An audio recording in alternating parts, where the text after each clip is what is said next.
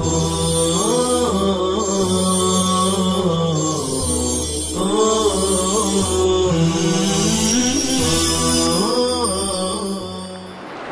الله الرحمن الرحيم الحمد لله رب العالمين والعاقبة للمتقين والصلاة والسلام على سيد الأنبياء والمرسلين سيدنا وحبيبنا وحبيب رب العالمين محمد وعلى آله وأصحابه ومن هدى بهديه إلى يوم الدين.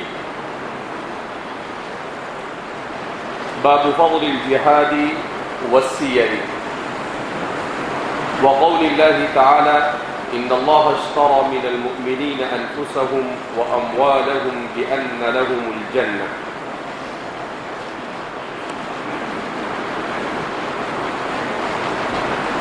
امام بخاری نے پہلا باب قائم کیا جس میں فضائل جہاد کو بیان کر رہے ہیں.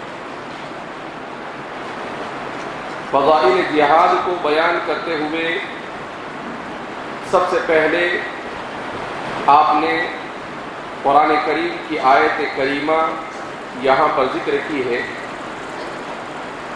اختلاف نسخ یہ ہے کہ سورہ توبہ کی آیت نمبر 111 اور 112 بعض نسخوں میں مکمل آیت مذکور ہے اور بعض نسخوں میں جیسا کہ ہمارے سامنے اس نسخے میں ہے کہ وَذَلِكَ هُوَ الْفَوْزُ الْعَظِيمُ اور پھر اس کے بعد إِلَىٰ قَوْلِهِ وَبَشِّرِ الْمُؤْمِنِينَ لکھا ہوا ہے. اس طرح سے اختلاف نسخ کے اعتبار سے بہرحال دونوں آیتیں اس میں مذکور ہے. قرآن کریم کی یہ پہلی آیت فضائل جہاد کے باب میں جس کو امام بخاری نے سب سے پہلے بیان کیا، اس آیت کریمہ کو سمجھنے سے پہلے اس کے سبب نزول کو جان لیا جائے کہ اس آیت کریمہ کا سبب نزول کیا ہے.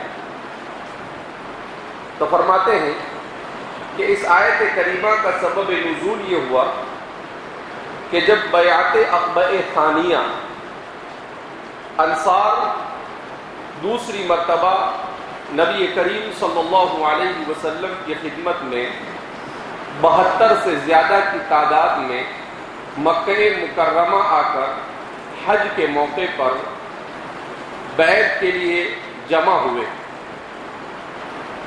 تو اس موقع پر آپ صلی اللہ علیہ وسلم نے ان کے سامنے اسلام اور اسلام کی تعلیمات کی بنیادی امور کو بیان کیا. تو اس موقع پر انصار میں سے حضرت عبداللہ بن رواحہ جلیل القدر صحابی ہے جن کا شمار زمانے جاہلیت میں بڑے شعراء میں ہوتا تھا، اور اسلام لانے کے بعد بھی آپ نے حضرت حسان بن ثابت کے بعد شعر و شاعری میں اسلام کے دفاع اور اس کی سربلندی میں بڑا اہم رول ادا کیا. تو حضرت عبداللہ بن رواحہ رضی اللہ تعالی عنہ انہوں نے اللہ کے رسول صلی اللہ علیہ وسلم نے جب یہ کہا کہ تم جو چاہو شرط رکھو، ہمارے درمیان معاہدہ طے پا جائے گا. تو حضرت عبداللہ بن رواحہ نے اللہ کے رسول صلی اللہ علیہ وسلم سے کہا کہ محمد عربی صلی اللہ علیہ وسلم آخر اسلام ہم سے چاہتا کیا ہے اور اللہ کا ہم سے مطالبہ کیا ہے؟ تو رسول اللہ صلی اللہ علیہ وسلم نے ارشاد فرمایا اسلام کا مطالبہ اور اللہ کا مطالبہ آپ سے یہ ہے کہ آپ صرف ایک اللہ کی عبادت کرو اور اس کے ساتھ کسی کو شریک نہ ٹھہراؤ. عبداللہ بن رواحہ اور اہل مدینہ نے کہا اگر ہم اللہ کے اس شرط پر اتر آئے تو اس صورت میں ہمیں کیا ملے گا؟ تو اللہ کے رسول صلی اللہ علیہ وسلم نے فوراً کہا الجنہ۔ اگر تم نے اس طریقے سے اس شرط کو تسلیم کر لیا اور اللہ کی وحدانیت کا مکمل ایمان لے آئے اور شرک سے پورے طور پر توبہ کر لی، تو اللہ کی طرف سے بطور انعام کے تمہیں جنت عطا کی جائے گی۔ تو تمام کے تمام انصار اور بیعت عقبہ ثانیہ کے تمام صحابہ نے یک زبان ہو کر کہا کہ ہمیں یہ معاہدہ منظور ہے۔ اس موقع پر قرآن کریم کی آیت کریمہ نازل ہوئی جو انتہائی اہم آیت ہے، جس میں اللہ رب العزت ارشاد فرماتے ہیں ان اللہ اشترى من المؤمنین انفسهم واموالهم بان لهم الجنہ۔ یقیناً اللہ رب العزت نے مومنوں سے ان کی جان اور ان کے مال کو خرید لیا ہے، بِأَنَّ لَهُمُ الْجَنَّةِ، کہ ان کو اس کے عوض میں جنت دی جائے گی۔ با یہاں پر عوض کے لیے ہے بِأَنَّ لَهُمُ الْجَنَّةِ، تو یہ پورا اسی واقعے کی طرف اشارہ کیا جا رہا ہے کہ انہوں نے پوچھا کہ ہمیں کیا کرنا ہے، تو اللہ کے رسول صلی اللہ علیہ وسلم نے کہا کہ اللہ کی وحدانیت کو تسلیم کرنا ہے اور شرک سے مکمل طور پر اجتناب کرنا ہے۔ ہمیں کیا ملے گا؟ بِأَنَّ لَهُمُ الْجَنَّةِ، اس صورت میں تمہیں کیا ملے گی؟ جنت ملے گی۔ يُقَاتِلُونَ فِي سَبِيلِ اللَّهِ فَيَقْتُلُونَ وَيُقْتَلُونَ، وہ اللہ کے راستے میں قتال کرتے ہیں، فَيَقْتُلُونَ وَيُقْتَلُونَ، یا تو وہ قتل کرتے ہیں یا وہ شہید کر دیے جاتے ہیں۔ یقتلون، وہ مد مقابل کو دشمن کو قتل کرتے ہیں، ویقتلون، یا وہ قتل کر دیے جائیں گے، شہید کر دیے جائیں گے۔ وعدا علیہ حقا، یہ وعدہ ہے اللہ کا جو بالکل برحق ہے، فی التوراۃ والانجیل والقرآن، جو تورات میں بھی مذکور ہے، انجیل میں بھی مذکور ہے اور قرآن کریم میں بھی مذکور ہے۔ تو اس آیت کریمہ میں اللہ رب العزت نے اس بات کو بیان کیا کہ مومن جب ایمان لاتا ہے تو ایمان لانے کے ساتھ ہی گویا کہ وہ اللہ رب العزت کے ساتھ معاہدہ کر لیتا ہے۔ کیا معاہدہ کرتا ہے؟ اللہ سے یہ معاہدہ کرتا ہے کہ یہ جسم اور یہ جان اور میرا جو کچھ بھی ہے اس دنیا میں، جو سب کچھ تیرا عطا کیا ہوا ہے، وہ سب کچھ میں نے تیرے حوالے کر دیا۔ اب تو جو چاہے گا تیری مرضی کے مطابق اے رب ذوالجلال، میرا مال بھی خرچ ہوگا، میری جان بھی خرچ ہوگی، میرا جسم بھی خرچ ہوگا، میری صلاحیت بھی خرچ ہوگی، اور میرا سب کچھ اسی صرف تیری رضا کے خاطر کیا ہوگا؟ خرچ ہوگا۔ تو فرماتے ہیں کہ اللہ رب العزت کے ساتھ گویا کہ وہ سودا کرتا ہے اور اللہ رب العزت کے ساتھ معاہدہ کرتا ہے۔ اب یہاں پر سوال یہ پیدا ہوتا ہے کہ تھوڑا سا ایسا محسوس ہوتا ہے کہ اشترا کے بجائے اگر کوئی اور لفظ ہوتا تو شاید بہتر ہوتا، کہ اس لیے کہ اس سے ایسا لگتا ہے جیسے اللہ کے ساتھ جنت مانگ رہا ہے بندہ اور اپنی جان کو دے رہا ہے، تو ایک طرف سے سمن اور ایک طرف سے مبی کا گویا کہ تبادلہ ہو رہا ہے۔ اگر اللہ چاہتا تو یہ بھی کہہ سکتا تھا کہ ان اللہ عاہد من المؤمنین، مگر یہ اس لیے اس تعبیر کو استعمال کیا گیا کہ اس سے زیادہ بلیغ تعبیر اور کوئی نہیں ہو سکتی ہے۔ وجہ اس کی یہ کہ بیع و شراء میں جب بائع اور مشتری کے درمیان معاملہ ہوتا ہے تو اس صورت میں جیسے ہی مشتری اپنی ثمن کو ادا کرتا ہے، بائع پر اس چیز کا دینا لازم ہو جاتا ہے۔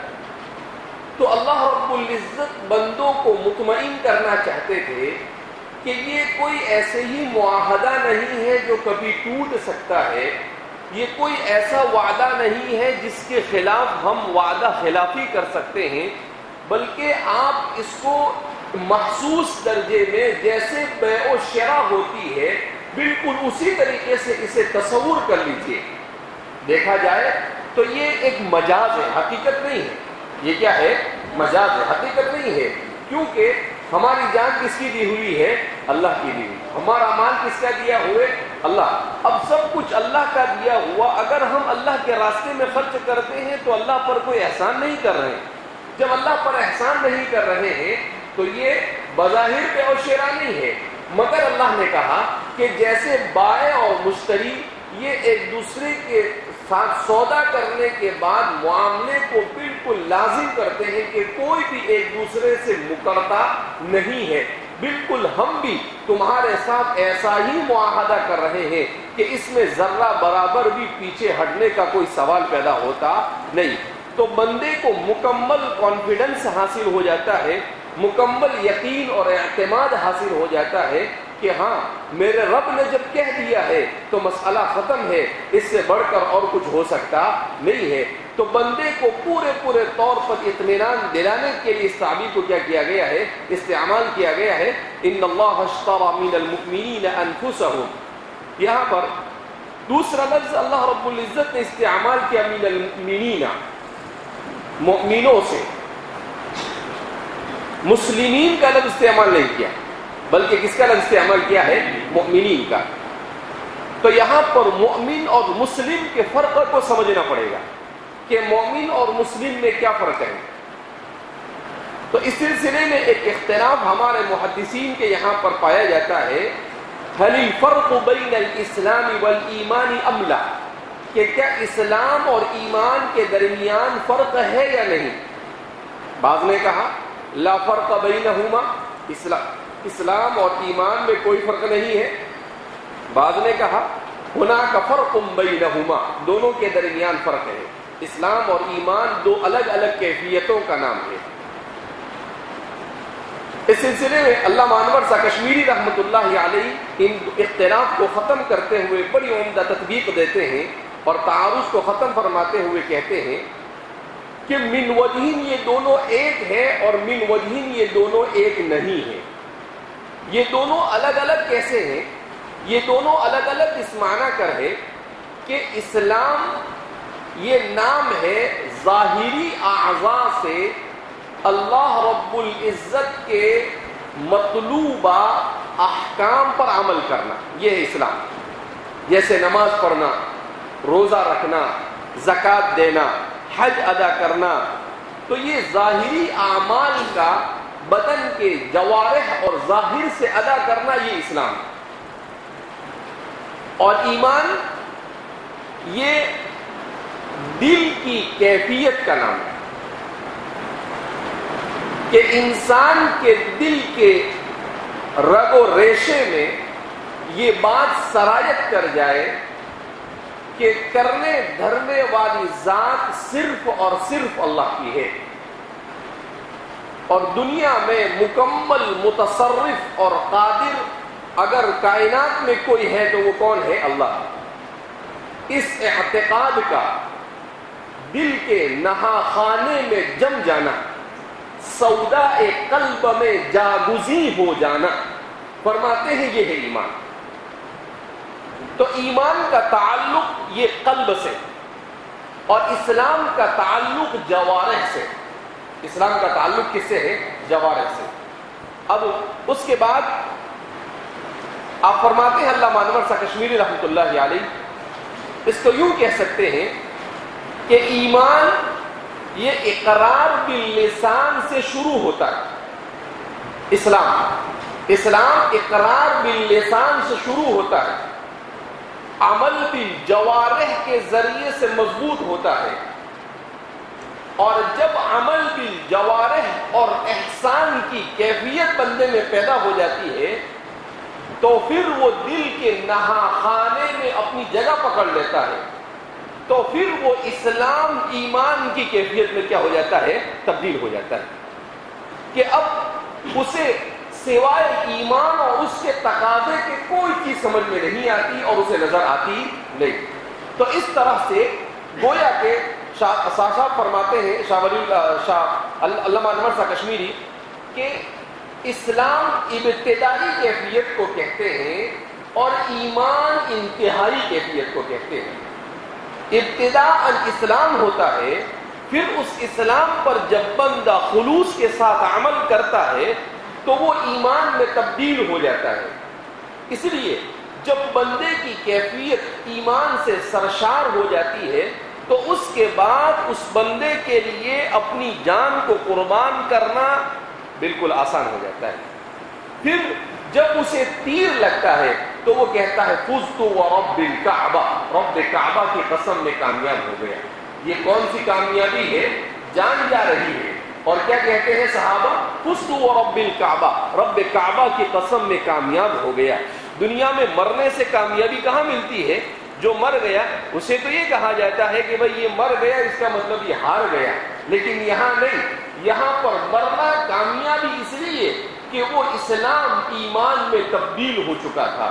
تو اس نے یہ کہا کہ اس جان کو اس رب کے راستے میں خرچ کیا، اس کا مطلب یہ ہے کہ اپنی سب سے قیمتی چیز ان اللہ اشترا والے معاہدے کو پورا کیا اور کہا تو نے جان مانگی، یہ میری جان حاضر ہے میرے پروردگار۔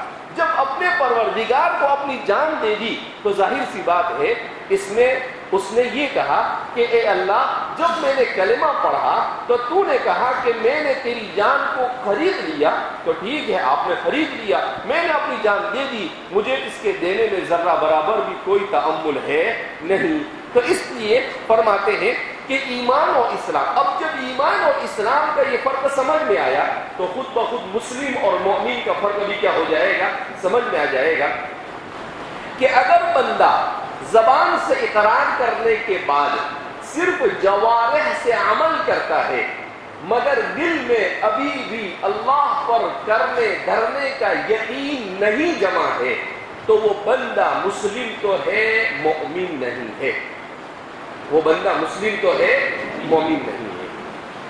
مومن کب بنے گا؟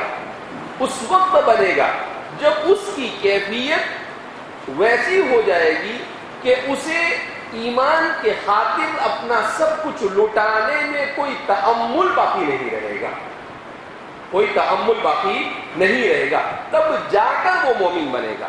اسی لیے قرآن کریم کے 10 مقامات پر جہاں پر بھی مسلمانوں کی سربلندی کے بارے میں قرآن نے کہا، وہاں پر کہیں پر اسلام کا لفظ استعمال نہیں کیا، ایمان اور مومن کا لفظ استعمال کیا۔ انتم الاعلون ان کنتم مسلمین کہا نہیں، کیا کہا؟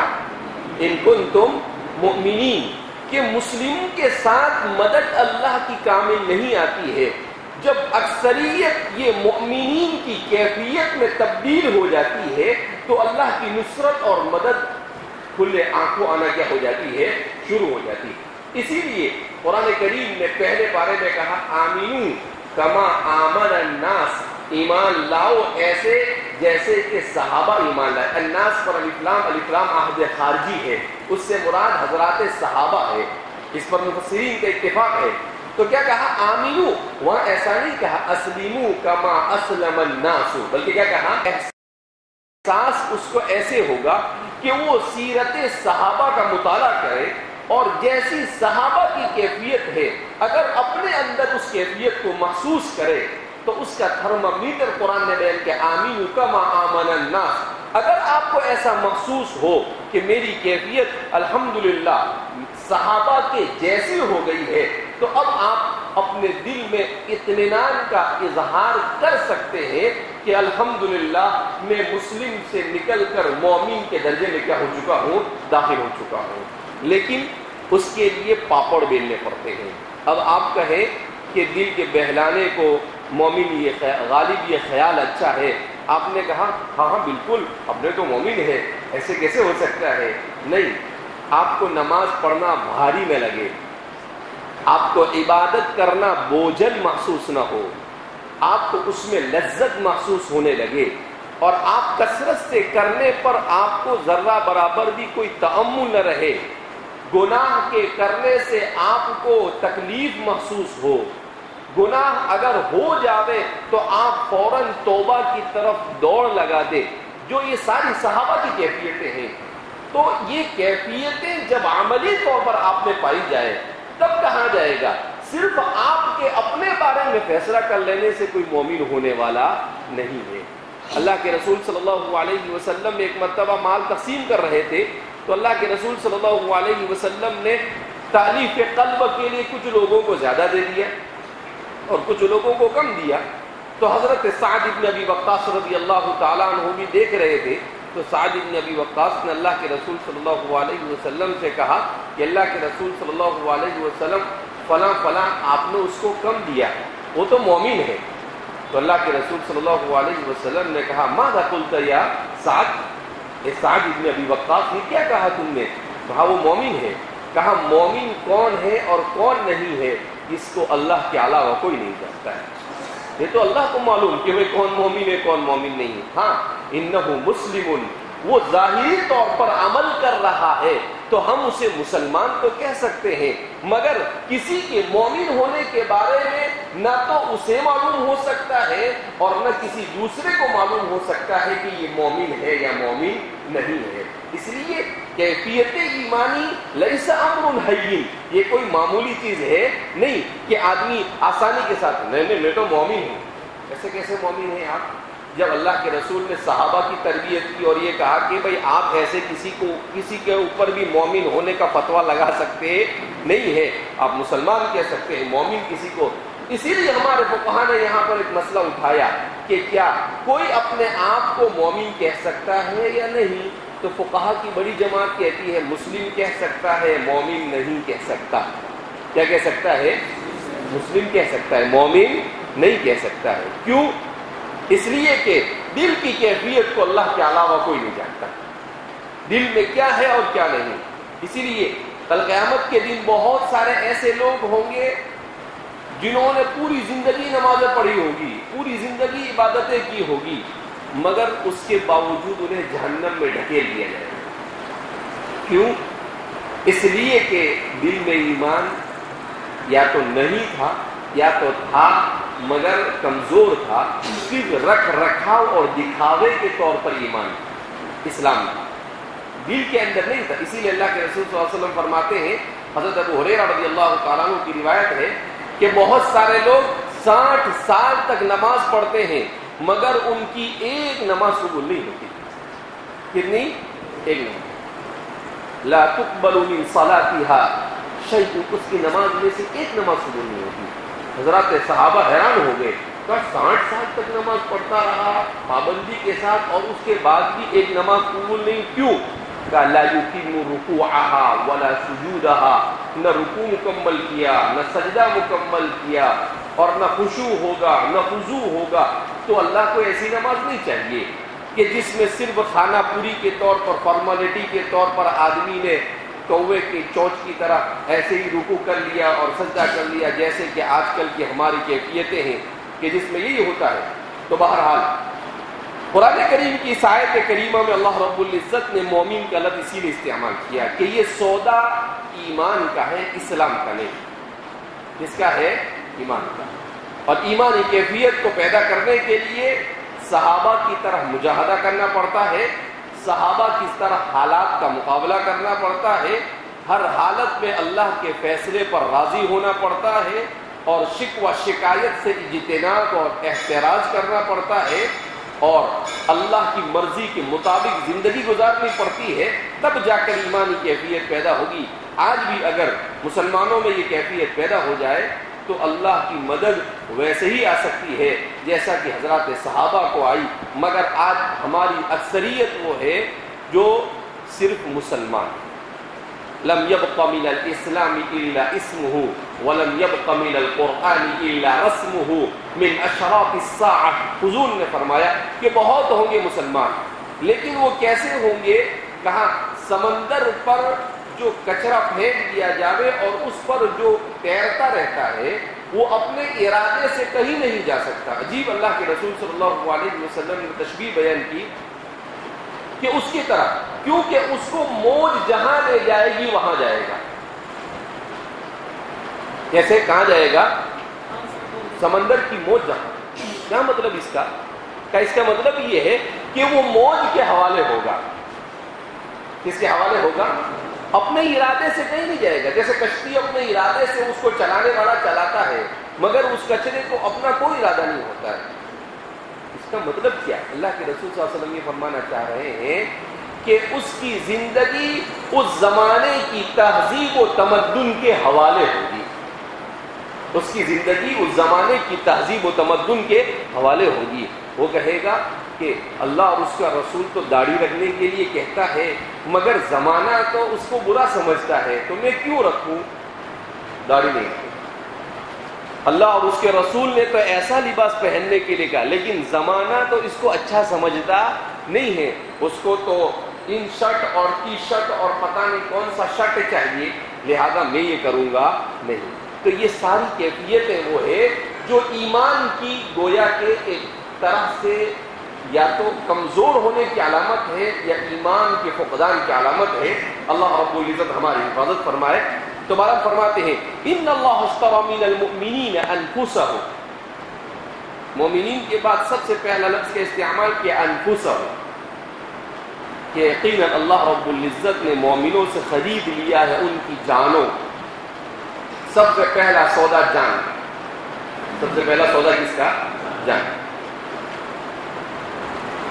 اب یہاں پر بھی قرآن کریم یہ کہہ سکتا تھا ان اللہ اشتری من المؤمنین ارواحهم. جان تو روح کو کہتے ہیں. یسألونک عن الروح قل الروح من امر ربی. تو یہاں پر روح نہ کہہ کر انفس کا لفظ کیوں لائے؟ اس لیے کہ ایک ہے روح اور ایک ہے نفس. دو الگ الگ چیزیں. روح تو انسان کے بدن کی وہ کیفیت ہے جس پر پوری انسان کی بدن کی نقل و حرکت کا مدار. یہ روح. یہ کیا ہے؟ روح. اور نفس کا اطلاق دو چیزوں پر ہوتا ہے. ایک تو نفس کا اطلاق ہوتا ہے انسان کے دل کی باطنی کیفیت کو نفس کہا جاتا ہے جس کو قرآن کہتا ہے ان النفس لامارۃ بالسوء. تو وہاں پر نفس سے مراد کیا ہے؟ قلب کی باطنی کیفیت. انسان کے دل کی باطنی کیفیت کہ انسان کا باطن تو وہ ہے جو اسے ہمیشہ برائی ہی کا حکم دیتا ہے. لیکن نفس سے دوسرا ایک معنی مراد ہوتا ہے مجازن. اور وہ اس کا معنی کیا ہے؟ نفس سے مراد سر سے لے کر پاؤں تک کا انسان کا پورا وجود. سر سے لے کر پاؤں تک کا انسان کا پورا وجود. اس میں سب کچھ آ گیا. انسان کی ذہنی صلاحیت بھی آ گئی. انسان کے دونوں ہاتھ بھی آ گئے. دونوں پاؤں بھی آ گئے. اس کا بدن کا ہر جز اس میں شامل ہو گیا. اللہ نے یہاں پر انفس نفس کا لفظ اسی استعمال کیا کہ ہم نے سودا کیا ہے. یہ صرف تمہاری جان کا مطلب یہ نہیں کہ تم اگر ہمارے راستے میں شہید ہوگے تو مسئلہ ختم ہو گیا. نہیں. زندگی بھر تمہارے بدن کا ہر جز ہماری مرضی کے مطابق چلے گا. تمہارا دماغ چلے گا تو کس کے مطابق؟ ہمارے کہنے کے مطابق. تمہارا ہاتھ چلے گا تو کس کے مطابق؟ ہمارے حکم کے مطابق. تمہارا پاؤں چلے گا. ہم نے کہہ دیا کہ بھائی فلاں گناہ نہیں کرنا ہے تو نہیں کرنا ہے. فلاں چیز چوری نہیں کرنی ہے تو نہیں کرنی ہے. تو انفس کا لفظ لا کر بدن پورے بدن کے ہر جز کو باطنی اور ظاہری ہر جز کو شامل کر دیا گیا. ہر جز کو کیا کر دیا گیا؟ اسی لیے اسلام اور ایمان کس کو کہتے ہیں؟ اسلام الاستسلام. اسلام کی تعریف کیا کرتے ہیں عربی میں؟ الاستسلام. استسلام کا ترجمہ کیا ہوگا؟ انگلش میں اس کا ترجمہ ہوگا سرنڈر ہو جانا. کیا ترجمہ ہوگا اس کا؟ سرنڈر ہو جانے کا مطلب کیا ہوتا ہے؟ سرنڈر ہونا کس کو کہتے ہیں؟ کہ جب آدمی کوئی پولیس یا کوئی فوج اس کو پکڑنے کے لیے آئے تو آدمی کیا کرتا ہے؟ یوں کر دیتا ہے کہ بھائی سرنڈر. یعنی میں ٹھیک ہے میں نے ہاتھ اٹھا لیے اب میں کچھ نہیں. آپ کو مجھے جیسا چیک کرنا ہو کرو. میرے ساتھ جو کرنا ہو کرو. یہ ہے استسلام. یہ کیا ہے؟ اسلام اسی کو کہا جاتا ہے. اسلام کس کو کہتے ہیں؟ یہاں پر اسی کو اللہ رب العزت نے بیان کیا کہ سرنڈر ہو جانا. ان اللہ اشتری من المؤمنین انفسهم واموالهم. اور ان کا مال. اب ظاہر سی بات ہے مال اس میں آ گیا تھا، مگر اس کو الگ سے ذکر کیا، حالانکہ انفس میں جب ہاتھ سے خرچ کرے گا تو مال بھی آ گیا، لیکن اس کو الگ سے اس نے ذکر کیا کہ دنیا میں انسان کو اپنی جان کے بعد اگر سب سے زیادہ پیاری کوئی چیز ہے تو وہ مال۔ کیا بات پیارا ہے اس کو؟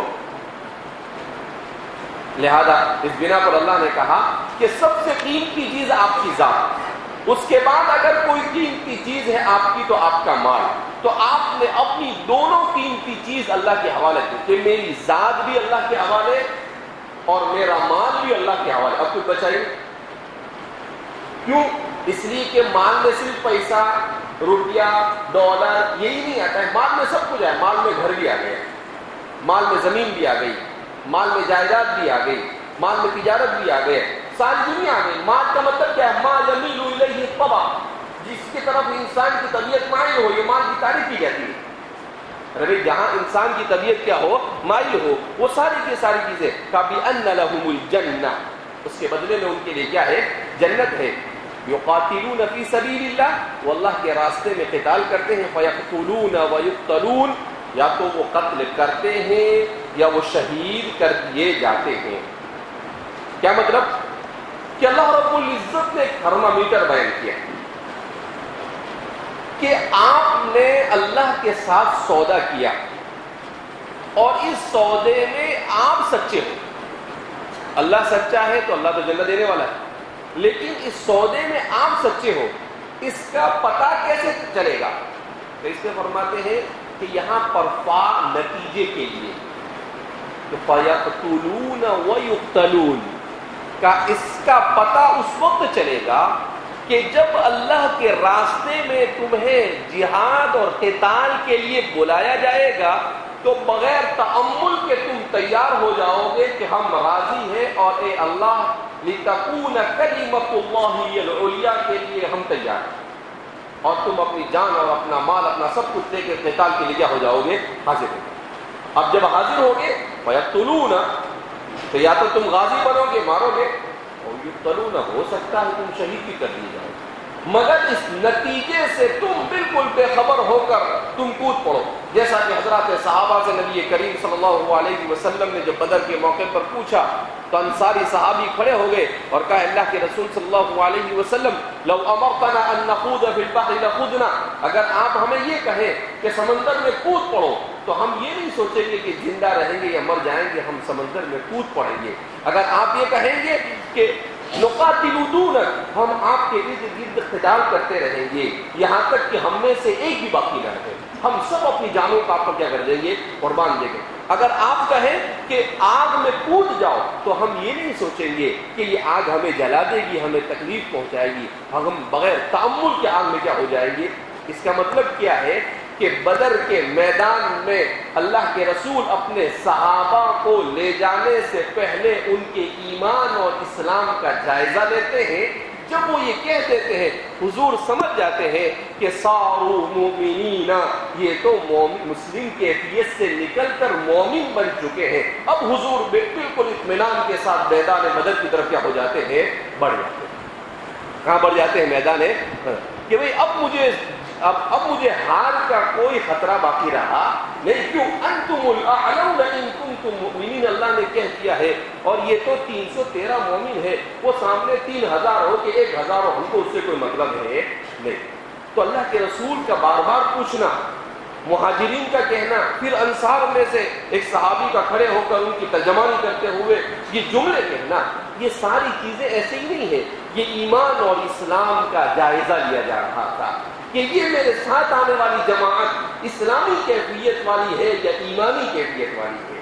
تو اس لیے قرآن کریم کی اس آیت کریمہ نے جو بظاہر ایسا معلوم ہوتا ہے کہ اچھا، اس آیت کریمہ کا سبب نزول جان کر اور تعجب ہوتا ہے کہ یہ آیت کریمہ تو فرضیت جہاد سے سالوں پہلے نازل ہو رہی ہے، ابھی جہاد فرض نہیں ہوا، کیونکہ بیعت عقبہ ثانیہ کے بعد نازل ہو رہی ہے۔ بیعت عقبہ ثانیہ کے بعد تو ہجرت شروع ہوئی، حضرات صحابہ نے ہجرت کی، اس ہجرت کے بعد اخیر میں رسول اللہ صلی اللہ علیہ وسلم نے ہجرت کی، پھر اس کے بعد مکہ میں 1 سال تک کوئی جنگ نہیں ہوئی، اس کے بعد جنگ ہو رہی ہے۔ تو اس سے کئی سال پہلے نازل ہوئی. سوال پیدا ہوتا ہے اتنے جلدی نازل کرنے کی کیا ضرورت تھی؟ تاکہ ان جنگوں کے شروع ہونے سے پہلے مومنوں کی جماعت تیار ہو چکی ہو اور انہیں سارے کے سارے فارمولوں کا علم ہو چکا ہو کہ مومن کون ہوتا ہے. تو اس لیے یہ ساری چیزیں پہلے سے پورا پری پلان اللہ رب العزت کا نظام چل رہا ہے. اللہ سے بڑھ کر اور کون نظام چلا سکتا ہے؟ نہ کائنات کے نظام کو کوئی بنا سکتا ہے اور نہ کائنات کے نظام کو کوئی چلا سکتا ہے. کسی میں اربوں خربوں و 1% بھی حصہ ایسا نہیں ہے جو اللہ کی ذات کے مقابلے میں وہ ٹک سکے اور اللہ کے اس نظام کائنات کو چیلنج کر سکے. تو یہ اللہ رب العزت نے ایسا لگتا ہے پورا ماسٹر پری پلان کے ساتھ کام کیا ہو رہا ہے، چل رہا. ایسے ہی ہے نہیں کہ کبھی بھی آیت نازل ہوئی کہ وہ ایسا ہوا اس لیے نہیں، وہ ایسا ہوا اس کے لیے بھی پہلے سے تیاری. تو سارے پوری کے پوری تیاری کے ساتھ اللہ رب العزت اس دین کو قیامت تک سر بلند رکھنے کے لیے اللہ نے اس طریقے سے نظام بنایا ہے. مجھے اور آپ کو کہنا چاہیے الحمدللہ الذی ہدانا لدین الاسلام وما كنا لنهتدی لولا ان ہدانا اللہ.